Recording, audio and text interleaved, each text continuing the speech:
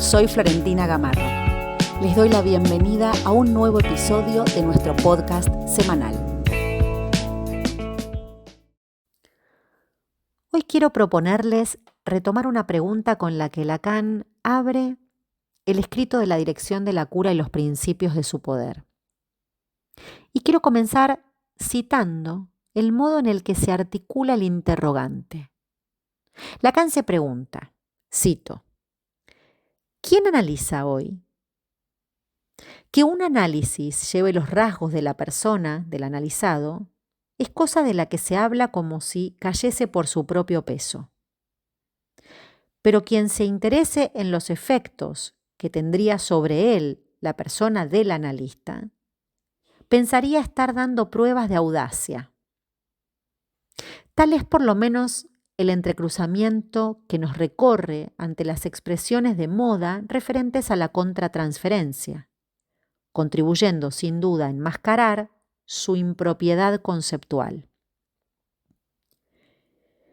Pensad qué testimonio damos de elevación de alma al mostrarnos en nuestra arcilla como hechos de la misma que aquellos a quienes amasamos. Hasta ahí la cita. La Dirección de la Cura es un escrito que propone un retorno a la pregunta por la posición ética del analista, que interroga su quehacer, su orientación, en un momento en el que se hacía imperioso un retorno a Freud respecto de los principios del psicoanálisis. Y allí Lacan pretende, y así lo dice, desalojar nada más ni nada menos que la impostura. En aquel tiempo Lacan intentó mostrar todo lo que el psicoanálisis tenía de antifreudiano, ¿no? Es por eso que hoy los invito a que revisemos qué está sucediendo en esta época frente a lo que me gustaría arriesgar a denominar la instalación de un discurso antipsicoanalítico. Y no me refiero a los discursos que se oponen al psicoanálisis, sino a aquellos que pertenecen, que quedan enmarcados, que se encaran precisamente por quienes se prestan, se llaman, se suponen psicoanalistas y que se sostienen incluso en el círculo reconocido como el círculo psicoanalítico. Y no solo eso, sino que además se autoperciben incluso actores de una transmisión en psicoanálisis. Y es por esto que ampliaría hoy la pregunta con la que iniciamos y diría, ¿quién analiza hoy? Pero también, ¿quién enseña hoy? ¿Quién supervisa hoy? ¿Quién hace transmisión hoy? Porque si de lo que se trata es de que los analistas efectivamente pagamos con la persona, pagamos con la palabra, con el juicio, es precisamente porque hay un margen de libertad. Esa libertad que Lacan situaba, ¿no? en la táctica, en la estrategia, pero que era mucho menor respecto de la política, ¿no? Un analista es menos libre respecto de la política porque debe ubicarse en un lugar que está caracterizado por una carencia en ser y no por su ser. Y esto tiene consecuencias inmediatamente en cuanto al manejo de la transferencia, ¿no? Porque sabemos que esa libertad se ubica en el marco de un desdoblamiento que sufre o que debería sufrir la persona del analista. Y es de esto de lo que depende que la transferencia deje siempre ese margen para el asombro. El deseo del analista es un concepto que es solidario de una posición ética, de una ética que le es propia al psicoanálisis. La cuestión es que si nuestro acto, nuestra posición política no se orienta, ¿no?, al sujeto, a ese sujeto, hacia la posibilidad de ese poco de libertad, como lo denomina Lacan, entonces estaríamos frente a una práctica canalla, perversa y abusiva. Es por esto que el deseo del psicoanalista es inseparable de lo que respecta a la política, en tanto el analista tiene cierta responsabilidad y por esta razón, tanto la ética del psicoanálisis como la responsabilidad del psicoanalista son inseparables. Hay algunas elaboraciones de la querida y recordada Diana Rabinovich realizadas en su libro El deseo del psicoanalista, en un capítulo titulado La cuestión del saber del psicoanalista. Psicoanalista donde precisamente se presenta así el recorrido que implican estas elaboraciones de Lacan correspondientes a los seminarios 12, 11, seminario 7, si mal no recuerdo. Son múltiples las referencias que están hoy en mi cabeza para poder proponer abordar el episodio de hoy y lo relacionado con la ética y la posición de un analista. Les decía entonces que si nosotros partimos de la idea fundamental de que la ética nos presenta un problema crucial, es precisamente porque en la dimensión ética un analista no es tan libre. ¿Y esto qué quiere decir? Quiere decir que no podemos eludir el carácter problemático que hace, a diferencia, ¿no?, precisamente de otro tipo de caracteres, el carácter problemático hace a la diferencia entre lo que un analista dice y lo que un analista hace. Y lo digo por fuera de toda crítica o posición moralizante, ¿no? Ayer vi en las redes un posteo que hizo una analista a quien respeto mucho, además de que es una amiga a quien quiero, y lo menciono porque, digamos, uno no piensa solo, ¿no? Y en este caso su posteo me hizo pensar justamente en la preparación del episodio de hoy. Ella es Patricia Pelufo, es conocida en las redes como Pati P.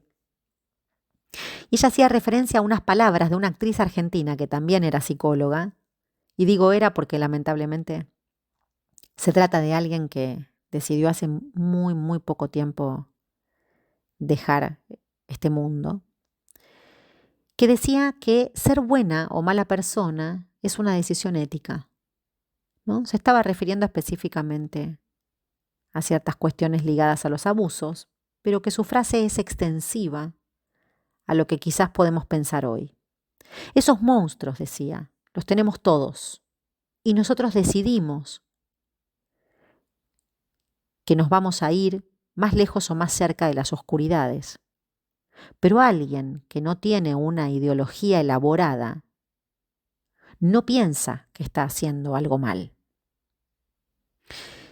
En esta línea, y justamente también ayer, me encuentro de manera casi sorpresiva y en diferentes espacios con la repetición de algo que lo voy a denominar así. Se presenta como una especie de red de derivaciones de pacientes que está bajo la coordinación de un grupo de analistas que hacen admisiones de pacientes y que luego se las derivan a otros analistas que se inscriben, digamos, en dicha red para poder tener una frecuencia de derivaciones que de otro modo no podrían, ¿no? Me refiero a muchos de ellos que son analistas en formación.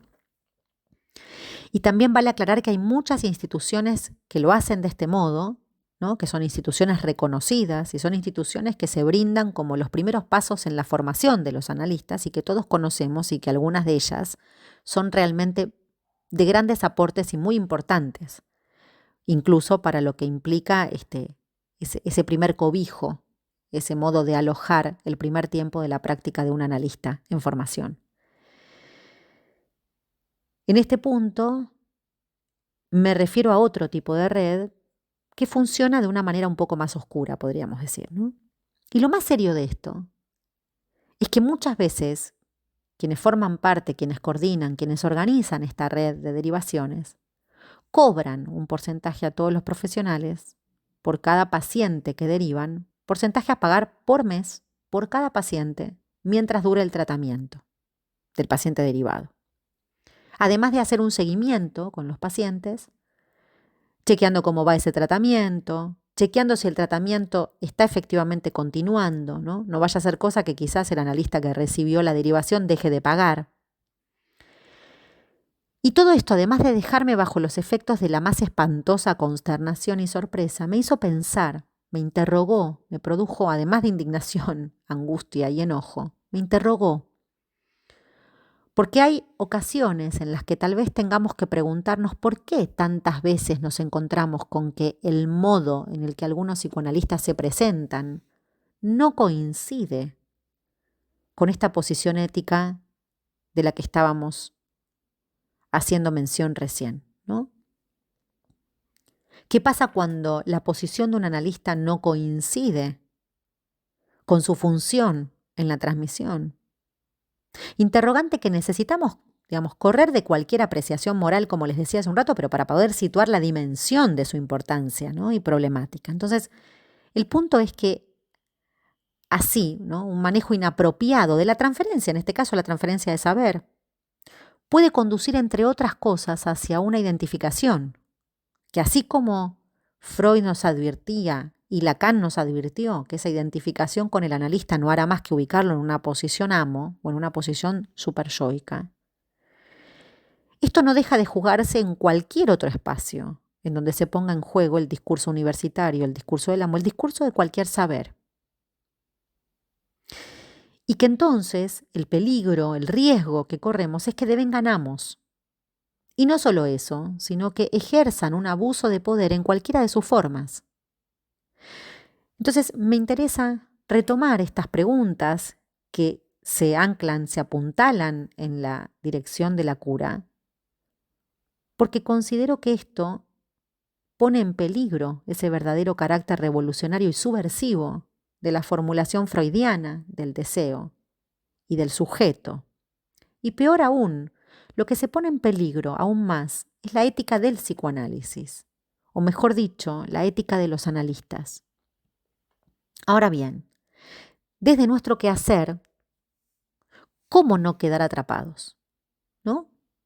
¿Cómo ayudar a que quienes creen que la única manera de poder acercarse a la clínica es pagando un servicio de derivación, más aún sin que esto esté enmarcado en ningún programa institucional, insisto y repito, no estoy hablando de ninguna institución, sino que simplemente se denominan una red de derivación? ¿Tomamos dimensión de lo que implica una derivación?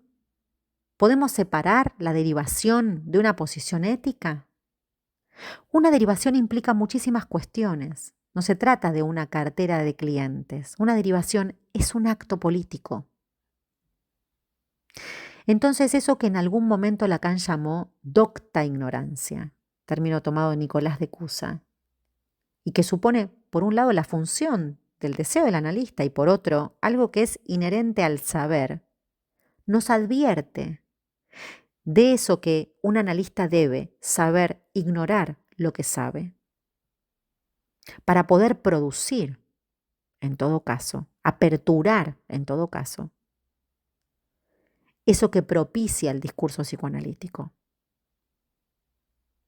Si la verdad que nos interesa como analistas nos impone diferenciar entre la que se ubica del lado del discurso de la ciencia y la de la verdad subjetiva, la posición de un analista deberá ir a parar al lugar de la ignorancia, pero no como ausencia de saber, sino como pasión. Porque de lo que se trata es de que en el camino de un análisis se pueda ir perdiendo cierta posición de ignorancia. Pero también en el recorrido de un analista es esperable que esto suceda. Pero esto no implica obtener más saber. Porque si se trata de la pasión de la ignorancia, en el sentido de aquello que pasiviza al sujeto, no de lo que lo apasiona, porque cuando alguien ya logra quedar advertido de su ignorancia, ese es el momento en el que puede aparecer un menos de saber, un no saber, ¿no? Entonces, si un analista en formación no es formado en ese no saber, que no es una negación del saber, es el resultado en todo caso de lo que lo hará no ser un robot de analista, así lo llamaba Lacan, ¿no? Sino un analista propiamente dicho. Entonces, si en lo que respecta a la transmisión en psicoanálisis creemos que de lo que se trata es de transmitir un saber. Nos estamos equivocando respecto de lo que es el psicoanálisis, porque la posición del analista es precisamente la de no saber, no de ignorancia, que no es lo mismo. Porque esa posición de no saber es la que abre el juego para que un analizante ponga a producir ese saber que es el inconsciente. Pongo este ejemplo en relación a la clínica, pero también lo hago transferible a los espacios en donde los analistas nos interrogamos, nos formamos, para que ese lugar de saber absoluto no consista tampoco en la figura, en la imagen de quien transmite, porque lo que se transmite es una posición deseante, no un saber cerrado absoluto, poderoso. Entonces, esta ignorancia docta es una ignorancia en la que se pone en juego siempre el no saber. Retomando la cuestión de la dirección de la cura, y que hoy quisiera hacer extensible también a la cuestión de la transmisión, no pude dejar de querer recordar estar advertidos del peligro al que nos enfrentan ciertas posiciones cuando atentan contra una ética que se sostiene únicamente como causa de deseo.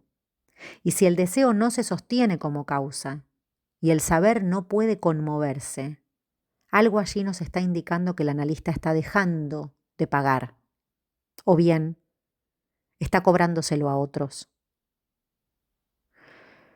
La pregunta que quiero compartir con ustedes es si no estamos en un tiempo donde pareciera que nos encontramos con muchas dificultades que nos permitirían pensar que hay cada vez más analistas que evidencian haber dejado de pagar.